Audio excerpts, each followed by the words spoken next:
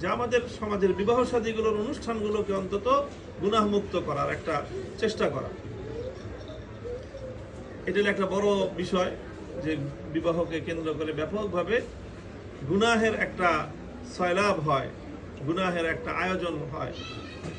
দেখা যায় যে সাধারণত যারা পর্দা পশিদা করে চলে, বিবাহের অনুষ্ঠান আসলে সব পর্দা ভুলে যায় কয়েকদিনের জন্য। এইসব বিষয়ে আমাদের সতর্ক থাকা চাই। কারণ আমরা যদি এই বিবাহর বন্ধনের মাধ্যমেই আমার পরবর্তী প্রজন্ম তৈরি হবে, তো যখন আমি গাছের চারা রোপণ করতেছি, ওই চারা রোপণ করার সময় যদি আমার কার্যক্রম খারাপ হয়, হ্যাঁ, আমার উদ্যোগটা যদি খারাপ হয়, তো এই বাগান থেকে, এই গাছ থেকে আমি কি ভালো ফল আশা করতে পারি? এই জন্য সমাজ এবং আমাদের পরবর্তী ভবিষ্যৎ প্রজন্ম আজকে ধ্বংসের মুখে।